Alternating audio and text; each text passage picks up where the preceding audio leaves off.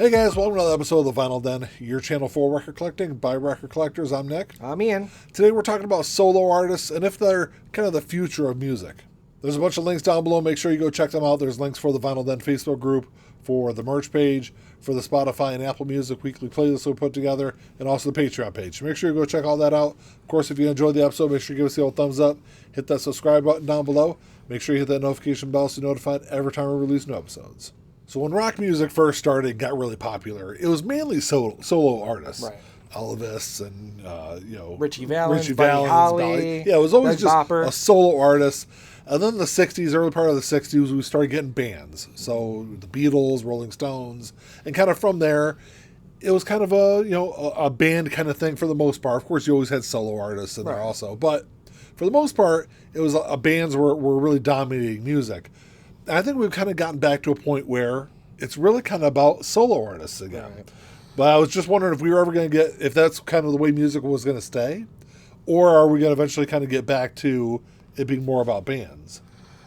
It's kind of hard to say. I mean, everything's cyclical, especially in music.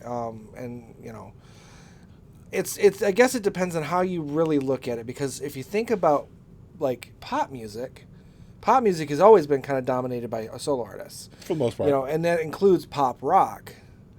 So maybe it's just we're seeing it a bit more because the industry is allowing artists to become slightly more popular.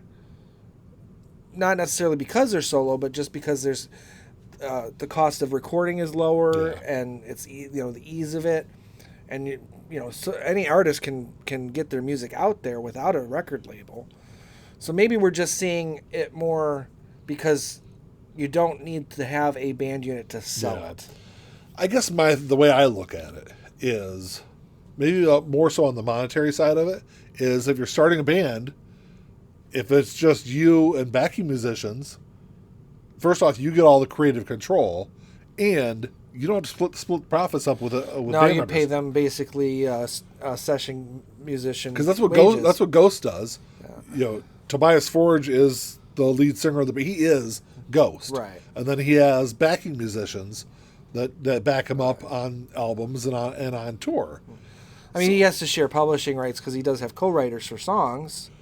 But he's not splitting up the profits from the albums and the tours. Right. For the most part, he's not splitting it up. No, he's paying session wages. Yeah, and he has gotten into a little bit of like legal issues with that, which he's won. Which he won. So it's so there could be a small argument against it, but you're instead of being a 4-piece where you have to split everything 4 ways, which depending on the type of band, I mean, if it's the band gets together and it's the same 4 people, it's probably gonna be split 4 ways. Yeah. A band that's been around for a long time and has new musicians come and go, they're obviously not going to get a fair the full split. It's not going to be equal split. Right, and it's not just Ghost. You've got a band like Panic! At the Disco. Mm-hmm. For a long time, in the beginning they were an actual band. But as people kind of slowly left the band, it was basically Brendan Urie. It was him and studio musicians or session musicians on the albums and on tours. And I think, even looking back on it, think about this. Why didn't Paul McCartney stay with Wings? Why did he just go solo? Yeah. Probably because it's more money for him, you know. You could do a big tour and make a lot more money and not have to split it with anybody. I think that's what a lot of it comes down to, though, because I think for a lot of musicians, it's good to have, at least when you're creating music, it's good to have somebody or other people within your band that you can bounce ideas off of and collaborate with. And I guess really that's what producers do nowadays. A lot of producers act as another member of the band. Right. And they do a lot of, if you look on albums, a lot of producers co-write music on the album also. So I guess they still have that person to kind of collaborate with. But if it's just you as a solo musician, you kind of miss a lot of it, or you kind of lose a lot of that. And it's all on you to create the music. And that could be good in some ways, and it can also be bad in some ways. It's good to have things to bounce off of, but you are still kind of giving up a little bit of creative control. But it's also good in a way where to have someone to bounce off that. Because if someone is writing, producing, recording, remastering, everything, has full 100% control over something, they could do something that is a masterpiece. But if they have that kind of control for a long period of time, you're going to you could probably start to see the cracks in it, because there's no one there to say, maybe you shouldn't do that. Exactly. Yeah. And I think also looking at the writing tandems, we've seen this through music history. Look at McCartney and Lennon. They were great together. They weren't as great separately. They both wrote good music separately, great songs separately, but they weren't quite as good apart that they were together. Yeah. So I think you do kind of the duo was better than them, better than the individual parts. And there's a lot of, and that's just one example. There's a lot of those. Well, I would argue that the same could be said about Hetfield or James Hetfield and Lars Ulrich. Yeah. If they were to go their separate ways, they could probably each make good solo albums. It probably wouldn't be as good as Metallica. When you look at the songs that they write together, because they're, in my opinion, they're the Lennon and McCartney of metal. Yeah. It probably wouldn't be as good. No. So I think that might be the only downfall to having these artists come out who are just doing their own thing and just having session musicians. Yeah. I think also you potentially lose out on the possibility of having, say, that great guitarist with you. Session musicians are great, but session musicians aren't Slash. They're not, Jimmy Page. They're not Brian Mays. They're good, but they're not great. Yeah, they're not the greats, and and they're going to be different from album to album, from tour to tour. So you do run the risk of losing out on some potential there. Yeah. I think something else that kind of plays into why we're seeing so many solo artists right now is like something you mentioned earlier.